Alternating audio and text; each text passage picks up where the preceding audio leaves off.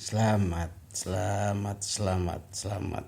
Kita mendapat informasi tanggal 28, 29 dan 30 terjadi sebuah pertemuan di Jakarta, tepatnya di ujung utara Jakarta.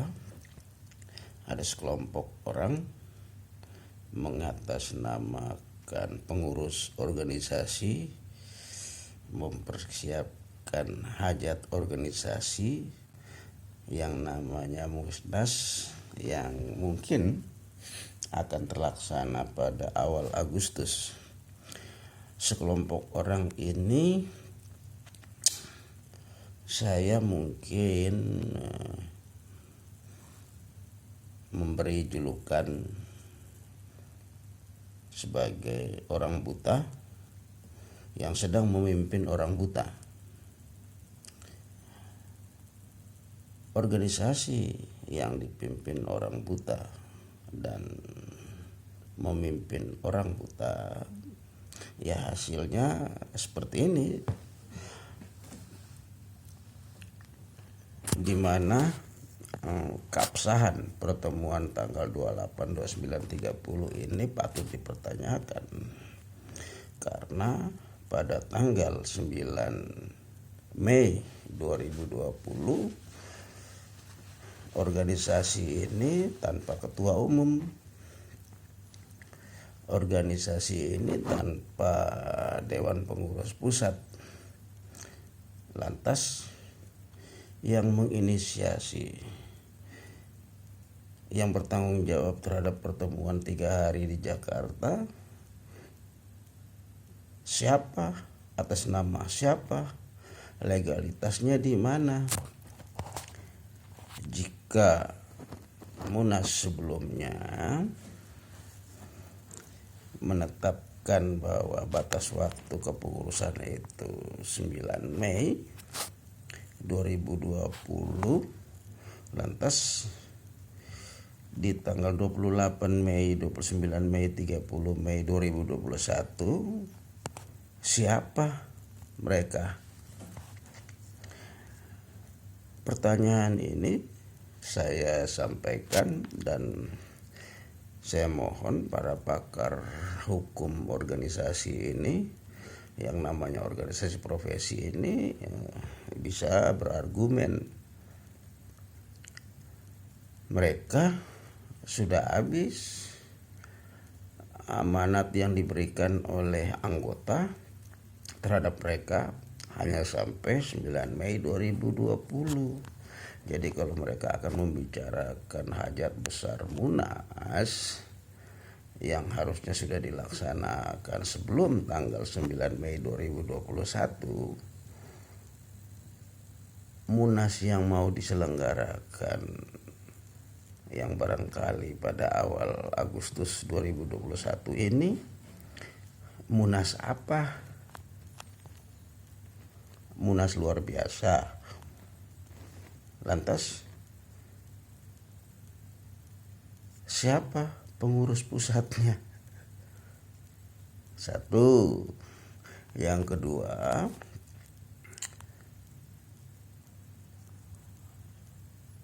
OC dan OC ini kan dan SC harusnya sudah terbentuk lama, karena tempatnya sudah ditetapkan pada 2015 lalu.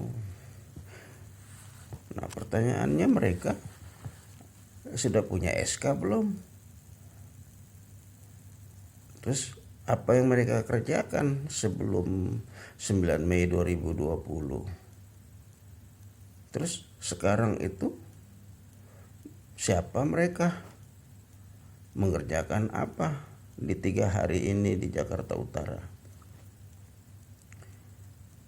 Mohon ini yang menjadi pembukaan saya, penegasan legalitas penyelenggara Munas. Organisasi ini mohon dikuatkan dulu, dilegalitaskan dulu. Jadi kalau kekuasaan itu sudah berakhir, 9 Mei 2020.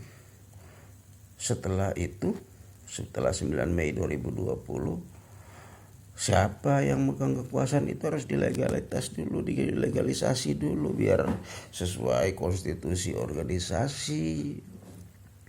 Kalau enggak seperti ini ya kita akan mencatat sejarah bahwa corak marut organisasi ini dalam pengelolaannya yang dilakukan oleh orang-orang buta ini dan memimpin orang-orang buta ini akan terus terjadi, tercatat dalam sejarah yang sangat menyedihkan. Mudah-mudahan bukan terjadi karena haus kekuasaan atau keserakaan kekuasaan atau kepentingan-kepentingan yang sempit kelompok yang mencederai demokrasi, yang mencederai kekuasaan anggota. Saya harapkan itu tidak terjadi. Nah, jika kita melanjutkan Munas inkonstitusional ini oleh pengurus yang ilegal ini, saya memberikan beberapa masukan atau saran untuk jika ini berjalan di awal Agustus 2021, ya kita tahu bahwa kekuasaan tertinggi organisasi ada di tangan anggota, dilaksanakan di Munas, dan di Munas itu yang hadir adalah peserta yang terdiri dari dua macam peserta, yaitu utusan dan peninjau. Dan utusan dan peninjau ini sudah ditetapkan adalah perwakilan dari DPW, DPD, ikatan himpunan, utusan-utusan dari pendidikan tinggi dan sebagainya. Dan peninjau tidak mempunyai hak memilih, dan semua peserta baik utusan maupun peninjau mempunyai hak bersuara di Munas, termasuk seluruh anggota siapapun yang hadir dipersilakan dan memiliki hak bersuara, tidak punya hak memilih karena dipilih sudah ditetapkan. Baik, bagaimana caranya kekuasaan anggota ini bisa menjadi satu amanat yang dibawa oleh peserta yang hadir, baik utusan maupun peninjau. Ini yang perlu menjadi saya garis bawahi, bahwa Munas bermakna apabila kedaulatan ini tersampaikan oleh peserta di Munas, sehingga Munas ini bermakna membahas hal-hal yang menjadi kedaulatan anggota. Ini pesan daripada anggaran dasar di dalam bab 2 pasal 1 itu jelas. Jadi kedaulatan anggota dilaksanakan di Munas ini betul-betul tercermin dari apa yang dikerjakan oleh peserta. Ya, saya garis bawahi oleh peserta yang mana utusan dan peninjau ini. Nah, bagaimana mereka bisa melakukan tugas mereka sebagai pembawa aspirasi pemegang kedaulatan? Maka kita coba melihat bahwa di Munas itu ada beberapa kegiatan yang dilakukan mulai dari A sampai huruf K. Itu kita tahu dari pengesahan jadwal sidang sampai pada huruf C, di mana penetapan munas berikutnya. Nah, ada hal penting, ada empat hal penting yang menjadi pembahasan yang harus dijadikan amanat oleh peserta sidang. Yang pertama, bagaimana peserta sidang ini bisa membahas anggaran dasar, anggaran rumah tangga, produk tahun 2015 untuk disempurnakan apabila tidak pernah dilakukan evaluasi lapangan terhadap berbagai pelaksanaan oleh Dewan Pengurus dari tingkat DPK sampai DPP. Nah, hal yang harusnya dirasakan oleh seluruh anggota. Nah, yang dirasakan ini adalah produk-produk yang merupakan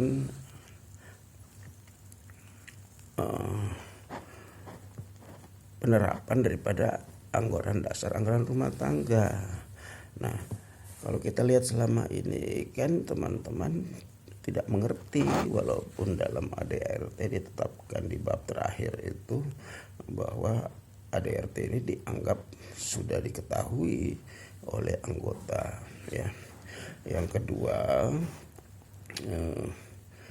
kita atau peserta melakukan menelaah ADART ini dengan baik kan, sehingga bisa menghasilkan ADART perubahan yang lebih baik. Nah, untuk itu saya sarankan sekarang ini sebelum Munas inkonstitusional ini, draft perubahan ADART ini sebaiknya sudah disosialisasikan sampai ke tingkat DPK, sehingga penyempurnaan itu bisa sangat mendasar dari apa yang dirasakan oleh seluruh anggota. Draft ini harusnya sudah dibuat oleh OC maupun oleh SC. Nah, yang berikut itu kan menelaah pertanggungjawaban ketua. Ini pun harusnya sudah mulai dibahas di tingkat DPD. DPD juga nanti akan membahas dengan tingkat DPW. Jadi tingkat DPD ini harus mengundang seluruh DPK. Undang seluruh DPK agar bisa evaluasi kinerja Dewan Pengurus Pusat dari apa yang menjadi program kerja utama, garis besar program kerja DPP yang diamanatkan di Munas 9. Siapa yang tahu sampai saat ini itu yang penting. Oke, yang ketiga itu kan tentu setelah menelaah laporan kan kita melakukan pemilihan ketua umum. Nah, masa orang mau pergi milih ketua nggak tahu siapa yang mau dipilih. Sekarang ini yang ingin menjadi ketua umum harusnya mendeklarasikan diri sebagai bakal calon, terus mencari dukungan dengan cara apapun, sehingga dari besaran dukungan itu bisa dinaikkan kategorinya dari bakal calon menjadi calon. Dan calon inilah yang mulai mengkampanyekan diri terhadap program-program, memperkenalkan diri terhadap berbagai program perubahan yang diharapkan oleh anggota, sehingga peserta yang akan hadir itu sudah memperoleh mandat dari anggota di seluruh DPK. Ingat ya, yang punya anggota itu DPK. Di seluruh anggota, siapa yang mereka ingin jadikan ketua umum. Loh, orang mau pergi munas nih, anggota nggak tahu, ketua DPK nggak tahu siapa yang akan dicalonkan, ketua DPD, pengurus DPD, pengurus DPW tidak tahu. Maka saya harapkan siapa yang mau jadi, maka deklarasikan diri menjadi bakal calon. Dan saat ke Bali nanti di awal Agustus itu sudah membawa calon, dan calon itu bukan hasil jual beli kong kali kong ketua DPW, ketua DPD dengan oknum-oknum, tapi itu atas penilaian dan keinginan anggota. Ingat, kalian hadir itu kalian hadir membawa aspirasi anggota, yang mana anggota memiliki kedaulatan tertinggi. Jadi jangan sombong, jangan takabur, jangan tidak tahu diri. Itu saja pesan saya. Terus yang terakhir, siapkan deh garis besar program kerja untuk DPP yang lebih baik, yang bisa, ya nggak usah neko-neko, yang bisa dijangkau. Jangan kayak sekarang diamanatkan untuk melahirkan konsil, enggak. Diharapkan untuk mencapai kesejahteraan anggota, enggak. Malah dapat 3 gelar. Salam sukses deh bos ya. 5 tahun dapat 3 gelar tambahan. Salam super.